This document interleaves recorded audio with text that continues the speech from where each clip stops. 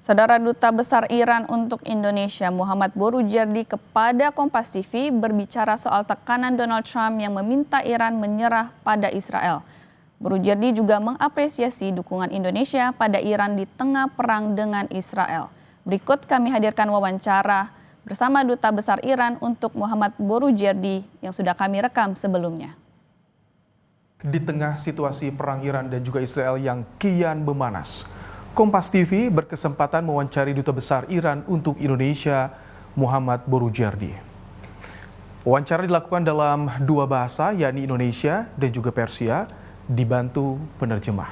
G7 confirm mendukung Israel. Presiden Amerika Serikat Donald Trump juga bilang Iran sebaiknya menyerah tanpa syarat atas Israel. Bagaimana negara Anda menanggapi berbagai tekanan ini? متاسفانه برخوردهای گروه 7 در گذشته و همواره نه بر اساس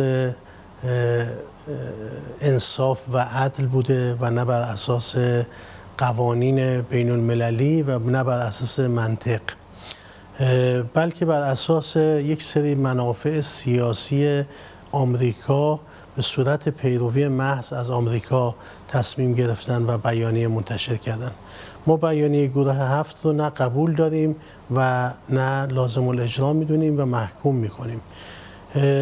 هر وقت گروه 7 تونست مستقلاً و بدون دخالت آمریکا و نفوذ آمریکا بر اساس اصول و قواعد بین المللی یا اصول و قواعد اخلاقی یا اصول و قواعد انسانی تصمیم بگیره و یک بیانیه به نفع مردم فلسطین بده، تأکید میکنم نمیگم ایران، به نفع مردم مظلوم غزه بده که بگه اینها اونجا دارن از گرسنگی میمیرند و به نفع اونها بیانیه بدهیم، اون وقت ما میتونیم باور کنیم که بیانیه های اینها سیاسی نیست و اخلاقی است. این راجع به گروه 7 که واقعا افکار عمومی مردم خودشون رو هم اقناع نمیکنه، چه برسه به این که بخواد افکار عمومی مردم دنیا رو اقناع بکنه.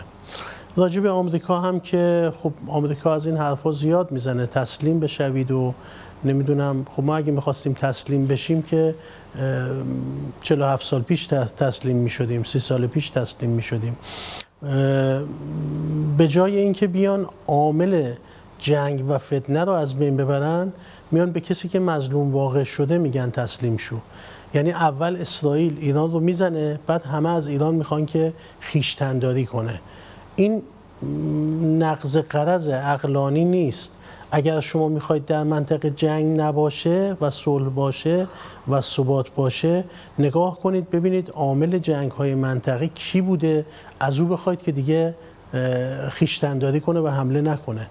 تا زمانی که اسرائیل به ما حمله بکند ما دفاع میکنیم، وقتی حمله نکند دفاعی هم نخواهد بود و این نیازی به بیانیه و قطعنامه نداره.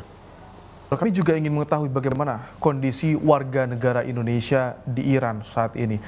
Apakah saat ini sudah urgent untuk mereka segera dievakuasi atau pemerintah Iran masih bisa melindungi WNI kita yang berada di Iran? Angkanya kalau tidak salah 380.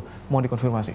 بله، تعداد اندونزیایی ها در همین حدوده و سفارت اندونزی در تهران بسیار در این زمینه فعاله و با وزارت خارجه ایران در ارتباط نزدیک و با سایر نهادهای ایران.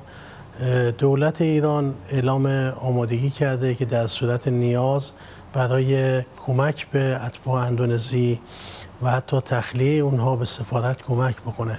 در حال حاضر به صورت داوطلبانه از اونها خواسته سفارت اندونزی در تهران که اگر میخوان خارج بشن از ایران اعلام بکنن، ولی شرایط ایران به اون شدت که بسیار بحرانی باشه هنوز نیست و لذا به صورت داوطلبانه بهشون گفته اگه میخوان خارج بشن.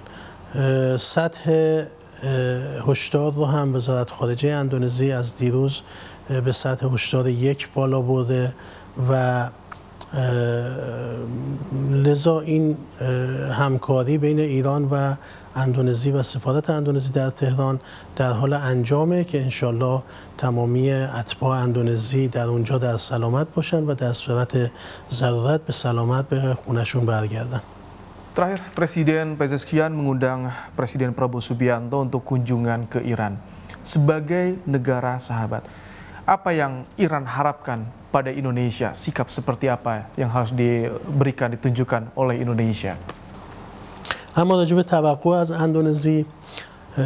اندونزی از اولین ساعات جنگ با صدور بیانیه توسط وزارت خارجه و پیام‌های بسیار زیاد توسط نهادهای اجتماعی، سیاسی، دانشگاهی، مذهبی، سازمان‌های اسلامی بزرگ و ارسال تاج گل به سفارت من و ارسال پیام‌های دیگه حمایت خودشون رو از ایران اعلام کردند و این عمل غیرقانونی و جنایتکارانه رژیم صهیونیستی رو محکوم کردن. میگم غیرقانونی چون بر اساس منشور ملل متحد این حرکتی غیرقانونی است و میگم جنایتکارانه چون داره علیه خانواده ها، زنها، کودکان و مردان غیر نظامی اتفاق میفته. البته علیرغم تمام مواضع مثبتی که از اندونزی دیدیم، اما فکر میکنیم که اندونزی کمک بیشتری به جمهوری اسلامی ایران میتونه بکنه تا این آتشی که حتی روی اقتصاد اندونزی هم تأثیر منفی گذاشته زودتر خاموش بشه. اندونزی دارای پتانسیل های فراوانی در سازمان های بین المللی است، در سازمان ملل، در شورای امنیت، در آژانس بین المللی انرژی اتمی و شورای حکام، در سازمان کنفرانس اسلامی، سازمان همکاری اسلامی، در آسئان، D8 و بسیاری دیگه از سازمان ها اندونزی دارای قدرت و نفوذ و میتونه با کمک کشورهای دیگه نسبت به فشار بر رژیم صهیونیستی و تلاش برای ابقا و بازگرداندن صلح و امنیت به منطقه خاورمیانه و جهان نقش بسیار بالایی رو بازی بکنه. به هر حال ما ممنون دولت و ملت اندونزی هستیم و امیدواریم که از ظرفیت‌های بیشتری از اندونزی رو شاهد باشیم.